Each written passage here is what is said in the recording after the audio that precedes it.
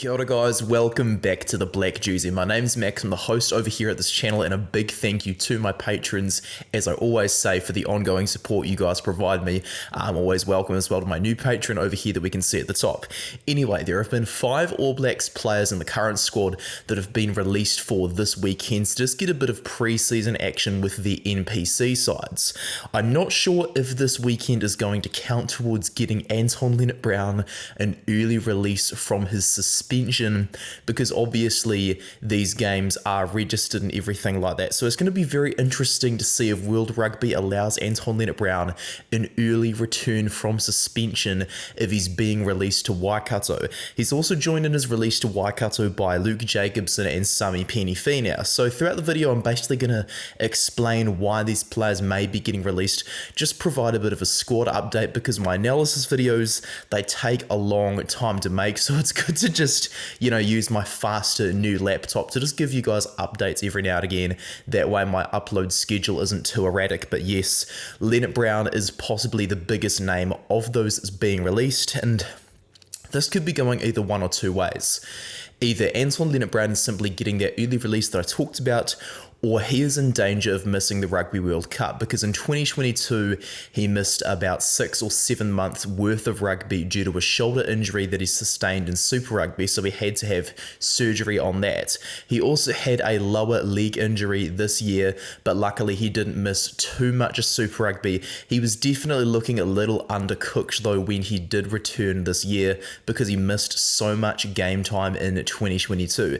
Lienert-Brown did also get a yellow card in the Super Rugby final because he made a bit of a head-high contact with Dallas McLeod of the Crusaders, who's also currently in the All Blacks.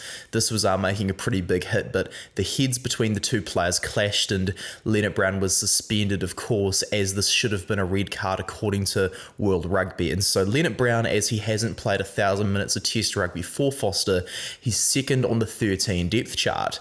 Either he is, getting that early release there, he's going to be a bench cover for the World Cup, or David Havili, who's about to return from injury, and and Braden Ennor, their club level cohesion there with the Crusaders, that could be getting added to the squad. Sorry for the tongue twister there, but Braden Ennor has performed really well off the bench as of late, and David Havili, compared to Lienert-Brown, does cover more positions if he's to wear jersey 22.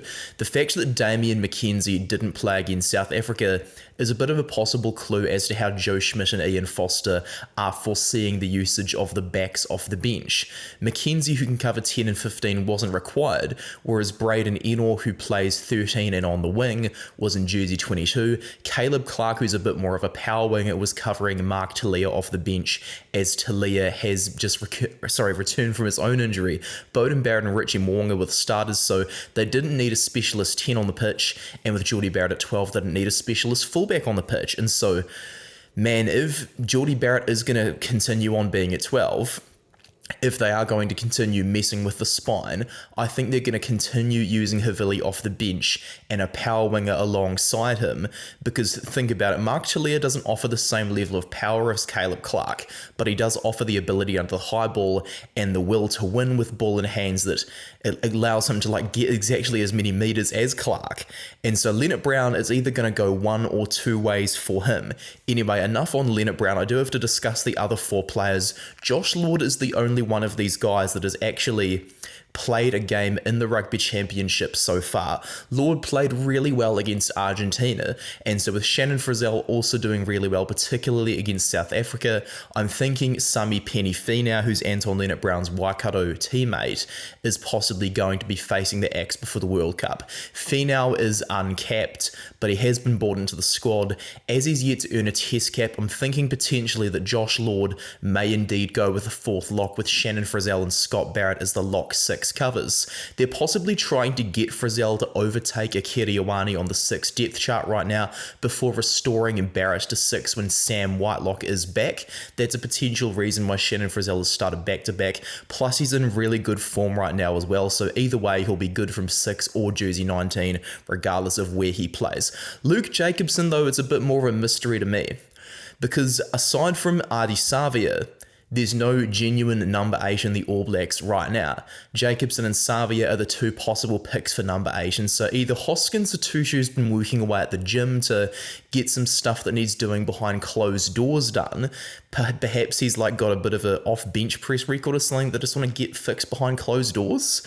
Because it seems awfully odd that Luke Jacobson is being dropped for this weekend as he's the only number 8 cover. Perhaps Jacobson is going to get game time against Australia, but they just want to give him a hit out before he does that, as number 8 is such a technical position for the All Blacks. It's a bit of a weird one, so I'm not exactly sure what's going on with Luke Jacobson. For Cam Roigard, though, the last of the players who's going back to Counties Manukau, I'm really not sure. Because Ian Foster's sentiment about the All Blacks 15 was that the door's not shut on you if you are indeed selected for the All Blacks 15 rather than the All Blacks. And I think Brad Weber was potentially one of the players that he was really just trying to hammer that message home to, because think about it, Cam Roigard's uncapped, Weber and McKenzie are Chiefs teammates who can use their cohesion off the bench for the All Blacks, and so this is all going to be a very interesting outcome as Roigard made the All Blacks over Weber but is uncapped. He's now being released, so this is also a real odd one to me. Perhaps I just wanted to get the Roigard in the actual All Blacks environment. Perhaps they just want to make it clear that they want to pick somebody in form as their fourth choice if an injury happens, and because Finau Fakatava is yet to play 80 minutes of Test rugby, perhaps they were bringing Roigard into the All Blacks itself to confirm that yes, you are next on the chopping board if a number 9 goes down. And though Weber played one game last year, the fact that he was captain of the All Blacks 15, I'm really starting to think that he was simply put into that team so they could get a proper one-on-one look at Roigard before recalling Weber to the actual All Blacks squad. So Josh Lord and Brad Weber of these players I think are going to be the beneficiaries. Though Lord is one of the 5 players that's been dropped, I'm simply thinking he's going off to get a bit more game time because he did miss a lot of rugby last year due to injury. He's also missed a bit of rugby this year, but when he has played, he's been showing his true athletic potential.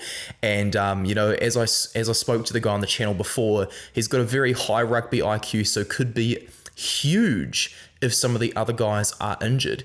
He could have a real say in how far the All Blacks go in this tournament if there are injuries at lock.